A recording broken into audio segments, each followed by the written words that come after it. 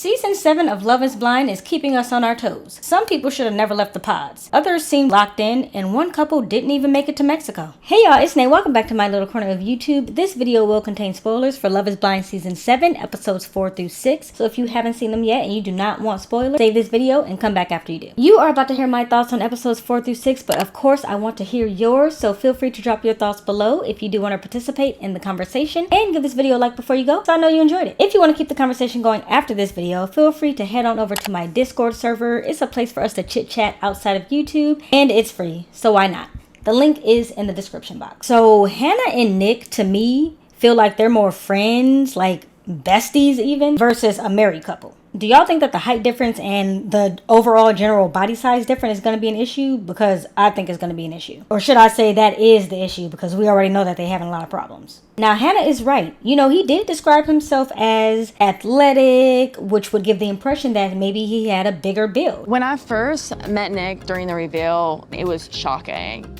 He built himself in a way that was different than maybe what he is. I imagine a really big guy. I definitely go for the really big jockey guy, 6'5", handsome, best looking guy in the room. I don't know how tall he is. They haven't quite said, but he is a slender gentleman. So he's on the petite side, and Hannah is not. So, and when you say stuff like that, people are going to get an image in their head. And that's exactly why when you come on Love is Blind, you're not supposed to say anything about stuff like that, because people are going to form an image based off of what you tell them. Even when he said he looked like Henry Cheval, I can't say that man's last name. Even when he said he looked like him, he's Superman. He has more of an athletic build too. You shouldn't be alluding to the fact that you look like anyone or are built like anything. Just have conversations in the pods without talking about looks. Now, I think they slept together, and I think they slept together before that first night on the honeymoon. Because why would he be saying, oh, I have a brand to protect, let's keep everything just between us, don't even talk to the producers about it? When they say in the morning, because they're gonna pull us aside and be like, so what'd you guys do?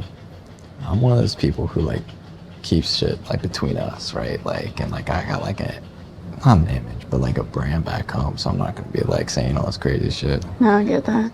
It could be cool if we were on the same page about it. Well, be cool. I would already be saying that if something had already happened, so I feel like they had sex even before that first night. And look, they are grown, so they gonna do what grown people do. That's their business. But I do think it was a terrible idea, because in my mind, Hannah is very clearly not attracted to him physically. I think it's clear as day. Now, I don't know if she slept with him to try to foster those feelings, to maybe see, oh, if we sleep together, maybe I'll start to build something. But if that is what she did, clearly that didn't work out, because it's giving she can't stand his ass. And when she's giving her interviews, she's claiming that she is physically attracted to him. Negative. I don't see it, and I don't think y'all see it either. Now, she said that men riding things gives her the ick. She's allowed to get the ick by whatever she wants to. But I'm gonna be real. The truth is, the moment she saw his height and his build, she got the ick. And we know that she has a thing about height, because we had David, who was 5'8". He was 1 inch shorter than her, and she was like, it's a no for me. So again, I can't tell how tall Nick is, but I'm gonna guess he's either same height as her, right at her height, or 1 inch taller, or maybe 1 inch shorter. He's too close within the range, is what I'm saying. He's 5'9". I'm gonna assume she probably wanted someone 6'3" or taller. So she had the ick long before that little pony ride situation. Now, I don't know if Nick picked up on that, and that's why he's kind of going about and doing his own thing. You would think that he probably picked up on it, even if it was on a subconscious level, because he was out there racing ducks with randos on the beach. And I was laughing so hard at this grown-ass man continuing to ride the little pony ducks, whatever they were. And he clearly did that just to rub it in Hannah's face, because he know that she didn't like it. He was over there just hopping around. That was he put a little extra on top of that one. And then he said riding the ducks turned him on or something. I don't know where he was going with that, but that's what the man said. Look, the man can say what the man want to say. But when Hannah explained that situation to Marissa at the mixer, she exaggerated the story just a tad bit. She said that when all of this happened, her and Nick were having an intimate moment. That was not the case. That moment did not seem very intimate to me. She also said the woman called her a jealous bitch. That definitely didn't happen unless production cut that out. That woman did not call her a bitch. She said she was jealous. Nick!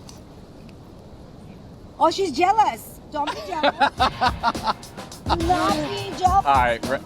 Calling somebody jealous and calling somebody a jealous bitch, that's two different things. And Hannah knows that that's two different things. So I don't know if she was purposely setting out to make that situation sound worse than it was and make Nick's reaction sound worse than it was, but that is what she ended up doing. Now, don't get me wrong. I do think that Nick was in the wrong in this situation. I don't necessarily think he was flirting with the woman. I mean, she's like old enough to be his mom or something, but he was friendly with her. But a part of me is just like, that's just his silly, goofy nature. Like, that's just how he is. He's kind of like an extrovert, but he did kind of give the lady like the ha ha ha shoulder rub or whatever he did. And then after all that, come to find out, Hannah was over here writing a pros and cons list about Nick. It actually really just sounded like a cons list. There were no pros in there. And even when I hear her tell Nick that she loves him, I don't believe it. So I don't know if he believes it. Like, just tell him you don't want him and let's move on with the show. He said the last bullet point on her list, she said that she thought Nick was Delulu. Yeah, she thinks you're Delulu for thinking that she wants to be with you. Like, that's the full delusion right there, because she does not want you. I don't see this lasting, and I don't think it should last. Now, in my video on episodes 1 through 3, I said that we gotta take these reveals with a grain of salt, because no person with even an ounce of emotional intelligence is gonna be like, I don't think you look good, I'm not attracted to you. Like, probably in those first few moments, they're just gonna pretend that they are attracted to the person, because you don't wanna hurt somebody's feelings. So I try not to put too much on their reactions in that moment. But what I will say is that Tim's reaction off top, if you are gonna take a reaction to heart, that's the kind of reaction you want. I knew it.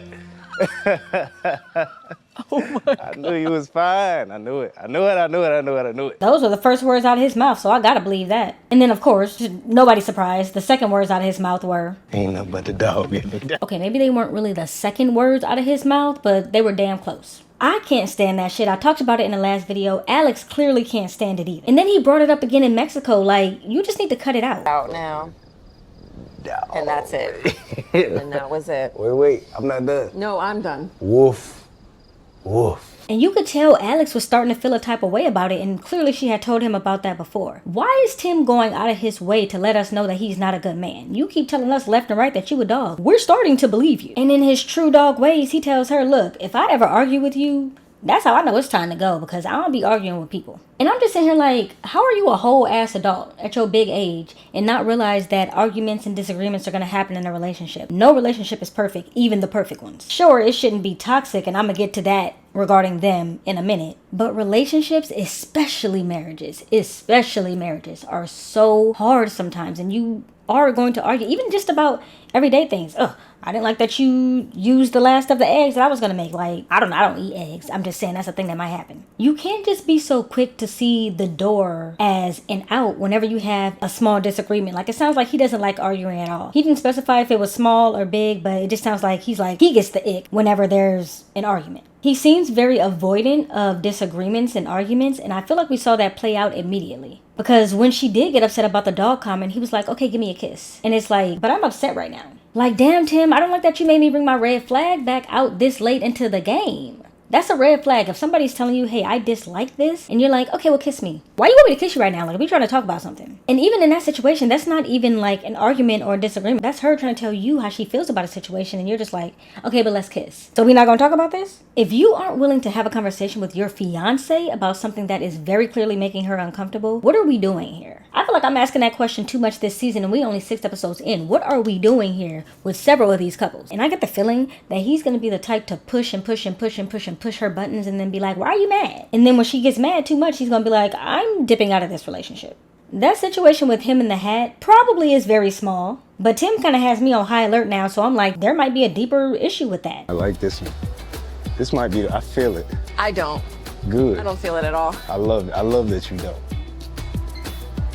He knows, again, that she didn't like that hat, and he's like, well, that's gonna make me buy it even more. And it's like, now he didn't end up buying it, but still, like, why are you pushing at her? That's what I mean. Like, why are you she just said she didn't like it. Why is that motivation? To me, Alex is visibly checked out of this, and she's trying to disguise it as this witty banter, when in reality, she's not feeling it anymore. And Tim can't be too checked in either, because he didn't realize this, but even Monica picked up on it at the mixer. Now, I done said all that about Tim. Let's talk about Alex, because it sounds to me that they got into a little bit of a physical altercation that night after the mixer. I started to feel very, very disrespected. When I covered your mouth, I feel like that made it even worse, because I guess it was like me trying to control you in a sense. I just wanted you to stop being upset. I'm sorry, Alex girl, but that's a red flag. And to me, that's more than a red flag. That's a deal breaker. Don't put your hands on me. I don't care if you're the woman, I'm the man, you the man, I'm the woman. Don't put your hands on me. I don't care how small it is. She made it sound like she physically used her hand to cover his mouth. Why are you touching me? Like, why are you touching me? I don't know.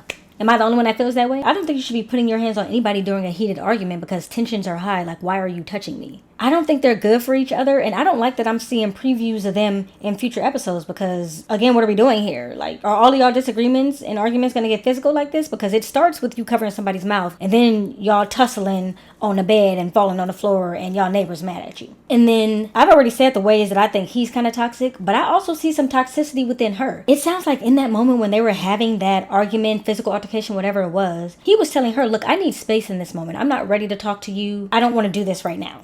Some people are, let's talk about it right now, let's fix it right now type of people. And some people like me are, give me a second, I need space to like collect my own thoughts before I can bring my thoughts to you in a constructive manner. And it sounds like they are a mismatch on that. Now, I'm not saying that you can't talk to your significant other and get on the same page about that. But when you put your hands on somebody, are y'all really ready to be on the same page? And that's why I said that they are both toxic and that I don't really see this working. And I don't think it should work. There are some people who feel like, you know, you can come back from somebody putting their hands on you. But I'm just saying me personally, I'm not coming back from that. Because if you took it there once, you'll take it there again because that's your natural reaction. And then she did the same thing that he did to her earlier with the let me just kiss you thing. Well, can we sit closer? He said, no, I don't want to sit closer to you right now. And she moves closer to him. Why are you crossing that boundary? He just told you he didn't want to sit next to you. That don't feel toxic to y'all. Let me know if that feels toxic to y'all. If I'm telling you I don't need you in my space right now, I'm not comfortable with that right now. Why are you getting in my space? Like, I just cannot stand when it's so obvious that I'm trying to cool off and somebody's like, well, let's just get close. Like, no, I'm mad at you right now. I want to talk to you right now. I'm mad at you right now. Is that okay? Like, is that okay to be mad? It's like, you are the reason right now that I'm feeling the way I am feeling. Just give me a second. And Tim's eyes in that moment when she was hugging him looked physically checked out. Like he was blank stare. He was not there at all. You shouldn't feel that way, especially not during your honeymoon stage while you're actually on your honeymoon. Way less important and unrelated, Alex's ass can't see. I'm nearsighted, so I can't. Do you wear contacts? No, I strain my eyes. Can somebody on production run to CVS and get my girl a pair of them drugstore prescription glasses or a pair of contacts or something? Probably hasn't seen anybody her whole time on the show. And she clearly can't see boundaries either. Now, we know I don't necessarily have the strongest opinion of Steven, but he was kind of smooth with that proposal. I gotta give him props for that. Monica Jade Davis. You're starting to get a little bored of that last name. And I did say that people deserve an opportunity to grow, and so I'm willing to give him half of the benefit of the doubt. Not too fucking much, though. And see, Monica loves the fact that he embraces his 0.05% blackness. I think it's performative, and I'm going to talk a little bit more about that, but if she likes it, I love it. Now, I have no idea why this particular thing stuck out to me this season, and it's probably so insignificant, but Steven didn't ask her to stand up and go closer to the wall when he proposed. And I know that every man doesn't do that. There are a few other men this season who didn't do it, but a lot of men do say, hey, are you sitting down? Can you stand up? Come to the wall. That's how you know it's about to happen. Like, you just gonna let her sit on the couch while you propose? Y'all both on y'all knees damn near. Like, I know that's a weird thing to call out.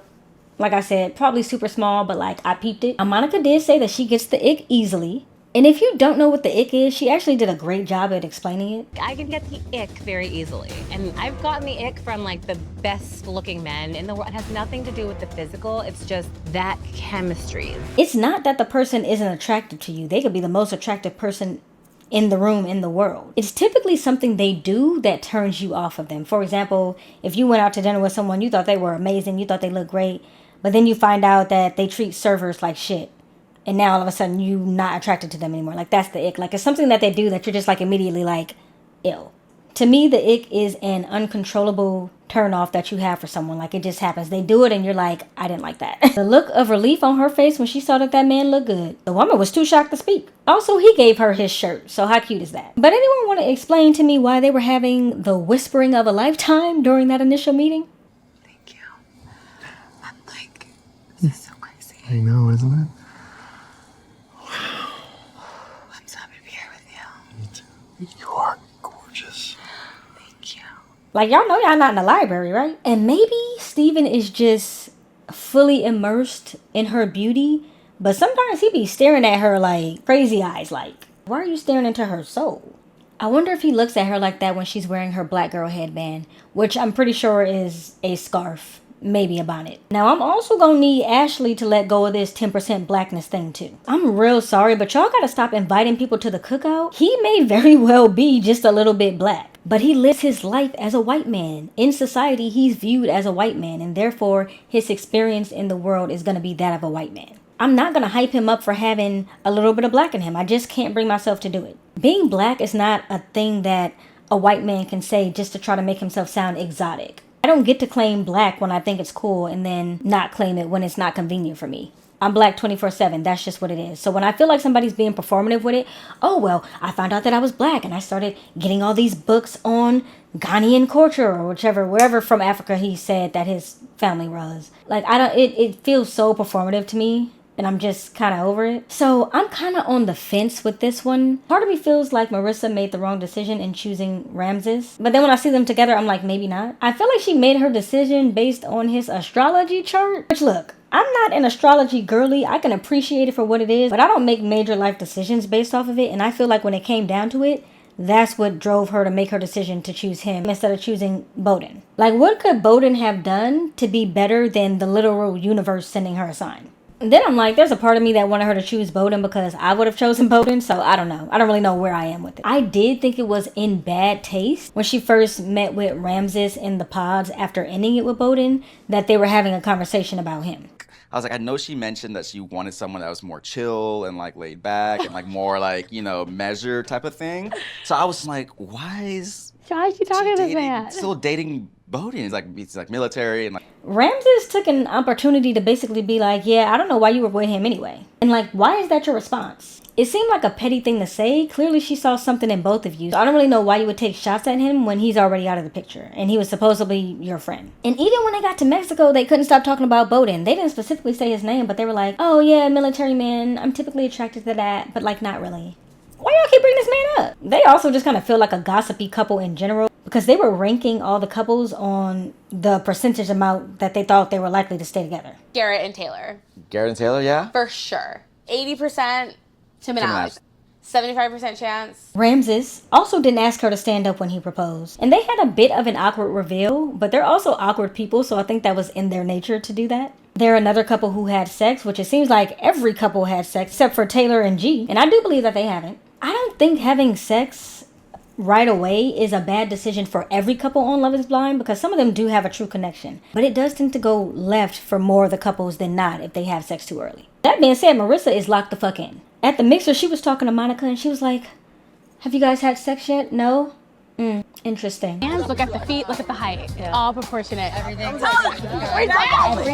good. Did you guys? No, not yet. Ramses is rocking her fucking world. Do y'all hear me? Whatever kind of tricks he putting down, she's fucking picking it up like a beach cleanup. Like she's locked. I've never seen somebody more locked in. She in love with that man. She ain't going no damn where. And then moving on to the two couples who I legitimately actually think are locked in. And that's Ashley and Tyler and Garrett and Taylor. Funny enough, these are the two couples who when I saw them together outside of the pods, I was like, oh, they look like a real couple. So it doesn't surprise me that they feel like they're already fully connected in Mexico. Now, Taylor and Garrett are talking about how they're both independent, and so that's going to be something that they have to overcome, which I get. When you're used to being an independent person and not asking for help, that's kind of hard to let go of, but in a relationship and a partnership, you have to be willing to say, hey, I need help with this, and you should be able to go to your partner for that and vice versa. So that is going to be something they have to work on, but it shouldn't be that bad. Outside of that, when they were sitting on the beach, they were talking about how they had other issues, and it was really all kind of vague. When we get back to DC, there's a lot of things we need to talk about. Yeah, and I'm right there with you. We have a lot of like problems that we still have to solve. What are the problems? We were trying to align two like very like well set up, well structured, like high intensity lives. I'm not gonna hold y'all. I feel like that was producer led. I feel like they were like, well, you guys can't be perfect, so just allude to some issues that you have. When in reality, they don't really have any issues. Now, it does seem like they might be running into some stuff once they meet family, but I don't really like to talk about what the previews are showing that much because we know that the previews are set up to look messy. They're set up to kind of make us think that there's drama. So I don't really want to like touch on it until we know for sure what went down. At this point in time, I don't think that they have any real serious issues. They seem pretty damn solid to me. And then as I said, with Ashley and Tyler, when I saw them for the first time, I was like, to me, they look like a real couple. A real black couple with real black love. I don't know why my girl Ashley had a whole cardigan on in the hot tub, but we just gonna slide right on past that. I said this before and I'll say it again. I really do think that their faith is going to keep them locked in and grounded in this relationship, because both of them are pretty solid with their relationship with God. If it was just one-sided, or like one person was more connected to their faith than the other, then it wouldn't feel as strong. But since they both seem to value that a lot, they're praying before bed. I think that's gonna be something that can always bring them back when they're feeling like things are getting crazy. Dear God, thank you for looking over me and Ashley today and bringing us here safely. Again, can't speak on what's going on in the previews, but as of right now, they also feel pretty locked into me. Now, I know you're probably thinking, girl, you're not gonna talk about the Leo and Brittany situation at all? Of course I am. Leo is the freaking poster child for delusion. When Hannah went there to break up with him, he all of a sudden changed his entire tune and, oh yeah, well, I knew that it was Brittany from the beginning anyway. And he was so nonchalant about it. He was like, same babes, let's break up, Brittany's the one. I wanted to cancel our entire date anyway yesterday. When literally the night before, he was like, I wish we had had our date earlier. But the icing on the country club cake was him being like, well, I'm glad that, we have mutually decided to end things. The delusion is fucking unreal. What do you mean you mutually decided? She just broke up with you. You just trying to save face. She's gonna think that I'm choosing her because she's my second option. Hannah, we both broke up with each other. It really was mutual. Like, bro, I would ask if you're okay, but I know that you're not. I can clearly see that you are not. It's not all there. Leo is a prime example of why you shouldn't just want somebody for their damn money. This man is clearly a little irrational and delulu if he thinks anybody is falling for this. Again, he's cosplaying, he's gaslighting. I just don't understand. And I don't think he's ready for marriage, and I've been saying that since the beginning. I also think that opening scene for episode 4 was either producer-led or psychosis-led, because he's out of his damn mind. The entire display was bizarre. You understand, it's not even like I'm fighting for you because you're my only one. I have another and I'm still fucking here, Hannah. If I thought that he was a rational person, I would have said that he was making sense when he said this. Is he the best person for you, or is he just the first person to tell you I love you? We've seen before that sometimes people do just say yes to the first person who asked because they're in between two people. So that was kind of a valid statement. Like, yeah, if it would have been me who asked first, you would have said yeah to me. But in that moment, he said he was willing to tear his hair out to be with Hannah, but he had previously just spoken to Brittany about rings. So I know that he's not thinking clearly. Like, be fucking for real. This is just more emotional cosplaying. And at first, I thought that Hannah was a low-key hater for telling Brittany that Leo showed his ass the night before. But after this display of delusion, I know that that was a girl's move, because she could not let Brittany walk into that nonsense, even though Brittany decided to anyway. Something is straight up wrong with Leo's ass. So Brittany goes into this pod meeting with Leo with that pink handwritten letter, and I was like, oh no, this is about to be a girly pop letter. She's about to tell him she's in love with him. But to her credit, she doesn't, and I gotta give her that. She could have ate him up significantly more, but she wasn't exactly soft on him. She kind of was though. But I was still trying to figure out why in the hell she said yes to this man, knowing everything that she knows. She's been side-eyeing him since day one. She's always given him like a... because he's always saying some off-the-wall shit. She knows it wasn't right, but I think she also just didn't want to go home. And I think that could not have been more evident than when they were doing their reveal. He asked her why she loved him, and her response was, "This is so much pressure." It's okay. I love that even though you did make me feel like an option for a second, you were just doing what you're supposed to do. So you love him because he participated in Love is Blind? Like, I'm so confused. They should have thrown the whole relationship away right then and there, because I knew that shit was off and I wasn't even there. The entire reveal was painful AF to watch. Not even secondhand embarrassment. Like, it was painful to watch. He told her he was gonna keep loving her because he knew that's what she wanted to hear. Nobody wants to hear that. Like, is Nick okay? Seriously, somebody check on him. He is not displaying normal, or maybe I should say rational reactions and behavior. Like I said, he is literally cosplaying what he thinks people would say and do. And I don't think he wrote that damn poem. I remember our first date clear as day. We were spot number 4. I love your voice and every word you say. I found my queen from Baltimore. He ain't say that shit. And he's also another man that didn't ask her to stand up when he proposed. And even she pointed it out. I feel weird. I was sitting down. I didn't know you were gonna ask. Leo and Brittany look like a couple that should be together, but that's all I can give them. They look good together. Like, they look like they should be together. But that is the extent of it. And I don't know why he was holding onto her hair for dear life, but I hope she kept him away from her hair for the remainder of their time together. He also kept trying to get her to lay down on the couch. Luckily, and to no one's surprise, they didn't make it. We all knew it. It felt wrong. Who knows what the hell happened in Miami, but it couldn't have been good. I also wanted to briefly talk about Katie. I know we didn't really see much of her, but we did see her pretty late into the episodes. I think she was on episode 4 or 5. And the only reason she would still be there is if she was still dating someone. So there's something to that story. We know from previous cast members that sometimes couples do go off and get engaged and get married, but for whatever reason, production just doesn't follow their story. And that's now been confirmed because we know that production didn't choose to follow Leo and Brittany, maybe because they went to Miami, I don't know. But basically, there are other couples who make it out who just don't stay a part of the show. So when I saw Katie still there this late into pretty much everybody's about to go on vacation, I was like, oh, she must still be dating somebody. And I think I know who. In the preview, we saw her speaking to Nick. So I wonder if she was still dating Nick and we just didn't know. Or maybe they just made a connection. I don't know what's going on with that. But like I said, I'm going to hold my thoughts on the previews until we get to those episodes. You know, I wasn't expecting this much drama this early on this season. We in season 7. I thought y'all was coming in on some real stuff, trying to really be with somebody. But considering that 3 of these couples are breaking down before we even get to the apartments, it's a hell of a lot going on. I'll be back here next week to discuss episodes. I guess we're going to be doing 7 through 9. Until then, I'll see you over on Discord and I'll see you in the comments. Bye! Some people have never left the pod. Oh, that's not what I said. He would only be saying that if something what's his name? I don't want to scroll back up. What is his name? Got it. Bro, what is this man's name? See, this is my pod. I can't remember nobody's damn name. Commence to start or end? Commence to start, because when they do the purge, they say the purge is about to commence. And then play his reaction. Let's talk about, what is this girl's name? There's a truck outside, so I'm just like waiting. There we go. Whatever the hell kind of tricks and trials and tribulations. Could you love her? A haunted house. Or could you love me now?